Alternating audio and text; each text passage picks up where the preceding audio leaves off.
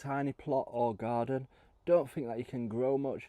Well, think again. There's plenty of things out there, the way that you can grow stuff.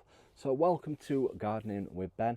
We're going to talk about maximising your space in your gardens and your allotments. If you've got a tiny garden or no garden at all, or just a tiny small allotment, well, vertical gardening is getting more and more common and getting better by the resources of things that are available to purchase now to grow things vertical. There's so many things that you can grow vertically. Obviously your tomatoes grow vertical, your beans, you can get squash what climb frames, you can get courgettes what can climb frames as well, you can get peas obviously what grow vertically, runner beans, all your beans, lots and lots of varieties of things that can grow upwards now. And obviously if you've got like walls or fencing, you can put trellis up them, you can put hanging baskets up, you can grow tomatoes in hanging baskets as well.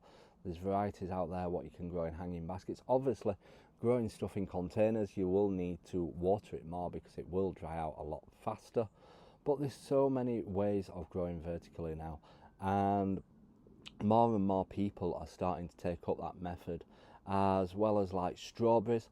Loads of people are growing strawberries vertically now. Even the mass farmers are starting to grow them off the ground because they get better produce and better growth in them.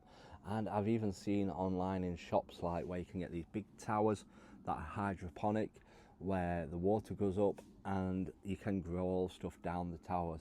Now that is something what I'd absolutely love to grow, something like strawberries in one of them.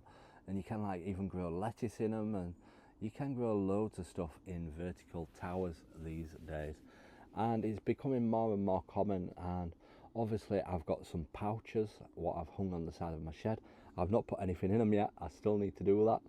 But yeah, I want to maybe try growing some lettuce leaves in them, or flowers in them, and just making the most of every little area that I've got in my allotment. Yes, I have got a big allotment, but you do find that you're stretched with space and trying to cram stuff in, and I don't get sun on all of my allotment parts, so I'm trying to find places where I get the sun to make it useful more and make the most of it a lot more down at the plot.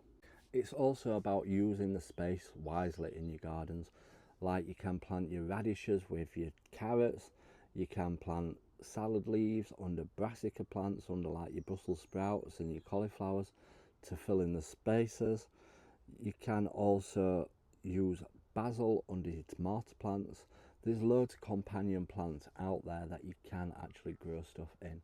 And like I said, it's about using the space wisely and only growing what you actually need to grow. And I should listen to this because I grow way too much than I actually need.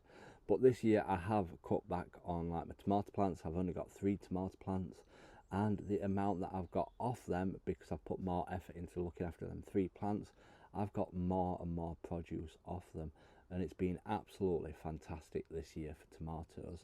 So if you've got a small plot, even use ChatGPT or AI to take a picture of your garden and say design me a vertical garden of growing fruit and vegetables, and it will design it of you. Now I tried this on an area near my plot, and I'm thinking I might actually do what the AI pictures show me of doing up the area. It looks absolutely fantastic. I won't be no good at doing it because I'm no good at DIY, but it's about using your space wisely and making the most of it, and hopefully getting the great rewards and the great crops from your plants. So I hope you found that useful. Like I said, even draw a plan of your garden and draw where you want things to go, and hopefully you can stick to that plan and see how well it grows. And obviously keep a log of what grows well, what doesn't grow well, and if it grows well then you can do it the year after. If it doesn't grow well, you can try something else. So I hope you found that useful.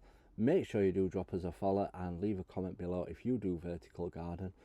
Until next time everyone, remember, keep smiling, keep shining, and keep gardening with Ben, everyone.